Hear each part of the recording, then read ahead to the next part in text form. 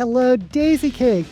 Today I'll be doing a book tag. Yes, a book tag. I haven't done a book tag in forever and a day, but I used to do them a lot because I am Daisy Ex Machina, the speculative detective who investigates all things speculative in science fiction, fantasy, and horror. I was tagged by the amazing bookish Chaz for the 6-course dinner book tag. Chaz is a really fun booktuber, and we have a lot of similar tastes in books, so if you like my channel, you should check out his. The tag was created by Dylan Morris, who is also an executive chef, so this tag makes a lot of sense. I'll have links to both of their channels in the comments below, so check them out. Is that the dinner bell? Let's get eating, or reading, or both. Course 1. As my father used to say, these are hors do-over, or hors d'oeuvres, which is French for outside of work, typically a small savory dish served at the beginning of the meal. Depending on the event, served while guests are mingling. List some characters that you find to be especially charming or witty, and list some of your favorite finger foods. Funny enough, both Chaz and Dylan picked Hoyd, who pops up throughout Brandon Sanderson's Cosmere book, so I'll pick another godlike being that shows up in the works of Margaret Weiss and Tracy Hickman. Zifnab, or is it Fizban?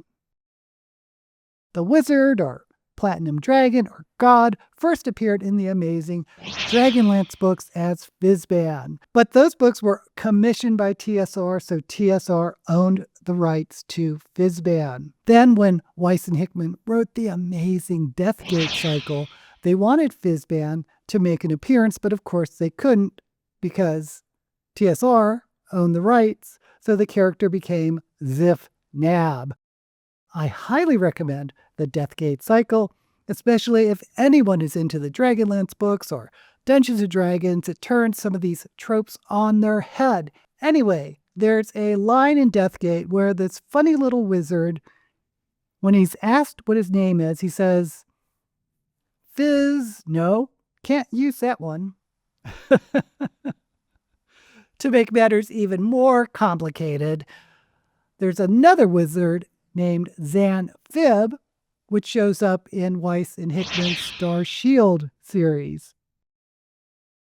Oh, and my favorite finger foods, I'm pretty basic, so I'll stick with cheese and crackers. Give me a Triscuit with a sharp cheddar, and I'll be happy.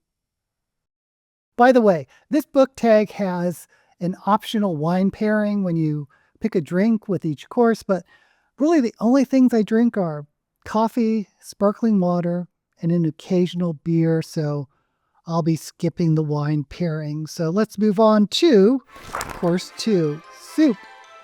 A warm dish served in a broth. What is your cozy, comfy read? List some of your favorite soups and stews. Now, my theory is that comfort reads are often the books you fell in love with when you first started reading, and for me, that's the Narnia series by C.S. Lewis, which starts with The Lion, the Witch, and the Wardrobe. I don't know how many times I've reread one or more of these books, even as an adult. They just make me feel good. My favorite is The Magician's Nephew. My least favorite, and I think everyone's least favorite, is The Last Battle. Now, a more adult comfort read is the Flavia de Luce series by Alan Bradley, which starts with the sweetness at the bottom of the pie. Strangely, for me, these are not speculative, but rather cozy historical mysteries. And the sleuth is an 11-year-old girl who is not only a bona fide genius, but also a chemist. The setting is 1950s England in a dilapidated manor house. Now, there are 12 books in the series, and I love them so much, I forced myself not to read them all at once, but saved them and read them only one book at a time when I was in a reading slump because they could always pick me up. For a favorite soup, I think maybe a lobster bisque. Actually, when I lived in Maryland, there was this restaurant that served an oyster stew which was basically fresh oysters and I think it was just milk and butter and maybe some salt and pepper, but oh my gosh, it was so good. And now I'm hungry.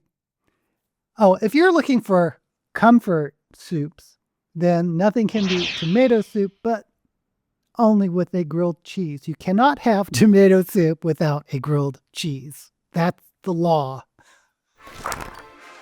Course 3, appetizer, a small dish or drink taken before the main course of a meal to stimulate one's appetite.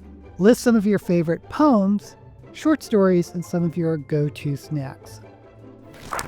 I am really partial to poems by E. E. Cummings simply because my father had this huge book of E. E. Cummings poetry. I don't know why he was not into poems, but I was always so fascinated by how Cummings used space and shapes with words. For short stories, if you are into horror, you've got to check out Clive Barker's Books of Blood. Now, this never happens, but Clive Barker published these anthologies as his debut before he ever published a novel. I remember stocking these books when I was an assistant manager at a bookstore and being really curious, finally breaking down and reading one, and they are so creepy and so amazing. And speaking of anthologies, if you are into science fiction, you have to get Dangerous Visions and Again Dangerous Visions, edited by Harlan Ellison. These anthologies have some of the biggest names of science fiction from the 60s and 70s. We're talking Kurt Vonnegut, Philip K. Dick, Larry Niven, Ursula K. Le Guin, Gene Wolfe, Ray Bradbury. The list goes on and on. For my favorite appetizer, I am very partial to fried calamari. We tend to order that a lot when going out. But there's this Mediterranean restaurant we go to that has fried zucchini, where the zucchini is cut into these wafer-thin spirals and served with a yogurt dipping sauce. It's so good. Course 4, salad, a cold dish of various mixtures of raw or cooked vegetables, usually seasoned with oil or vinegar. List some of your favorite fictional regions, environments, and your favorite vegetables and how you like them prepared. My favorite fictional regions, of course, Narnia, Middle Earth, especially the Shire, Larry Niven's Known Space, C.J. Cherry's Alliance Union Universe, Robert Heinlein's Future History, Who Hasn't Wanted to Live in Mercedes Lackey's Valdemir. I think I love them all. For my favorite salad, it's a beet salad. Roasted beets and a balsamic vinaigrette.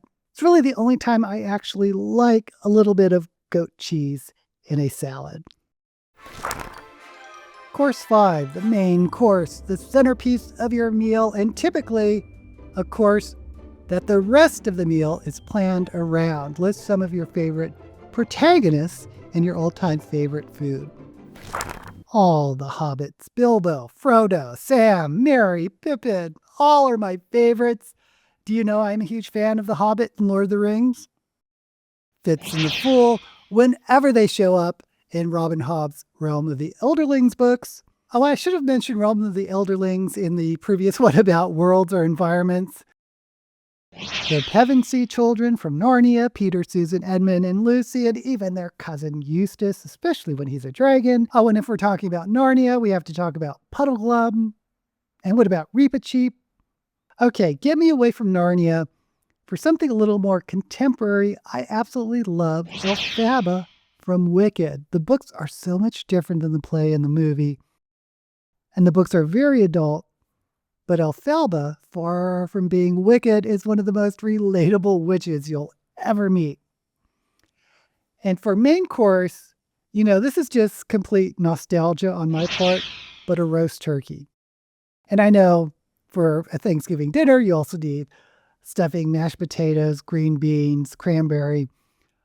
But if you are an American, the roast turkey Thanksgiving dinner is just so comforting and just hits you right there.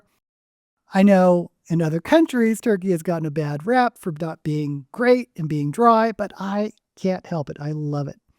A turkey dinner brings me back right to childhood, where I would beg for a turkey leg and think that was the best thing ever, even though there's a lot of these weird bones in a turkey leg.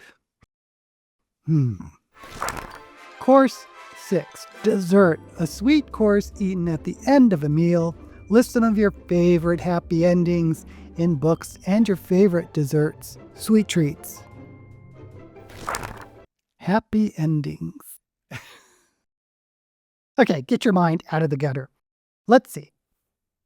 Just so I won't keep repeating myself, I'm going to be looking at books that I've recently read. The Book That Held Her Heart by Mark Lawrence, that's the last book in the library trilogy. Was that a happy ending? It could be a little bittersweet. A lot of these books I've read recently have bittersweet endings. House of Open Wounds by Adrian Tchaikovsky, definitely a bittersweet ending. Oh, Evil in Me by Brahm has a happy ending as far as horror novels go. And A Sorceress Comes to Call. Actually, anything by T. Kingfisher. Have I mentioned T. Kingfisher is one of my favorite authors right now?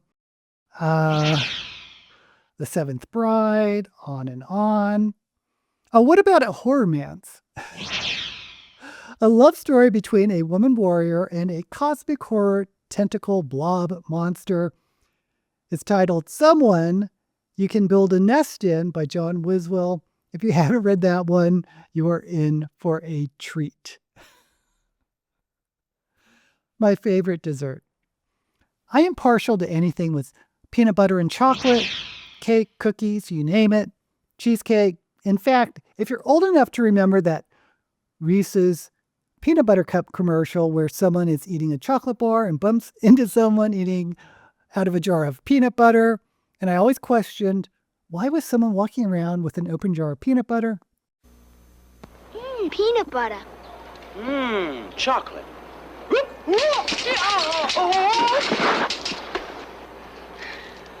You got peanut butter on my chocolate. Well, you got chocolate in my peanut butter. Bravissimo. Two great tastes that taste great together. Well, one of my favorite decadent things to do is to just get a plain bar of chocolate and dip it into peanut butter, which is so much better than Reese's peanut butter cups, I am telling you. Course 7, family meal, a meal prepared by the kitchen staff for the front and back of the house once service is complete. A great time for camaraderie and decompression. Tag your friends who you want to see do the tag. Okay, I'm simply going to tag anyone who watches my video. If you aren't a booktuber, answer one of the prompts in the comments down below. And while you're there, don't forget to like this video and subscribe to my channel. And if you don't want to do any of that, you know what I'm really curious about? What is your favorite food? Let me know that one too. You know, it's actually been years since I've done a book tag video. I used to do them all the time, but the booktubers that I came up with, and we used to tag each other all the time, back when I was a booktube goddess, they're all gone. Rest in peace. They're not dead. But their channels are dead. I guess that's just the life cycle of a booktuber. Until we meet again, may all the books you read be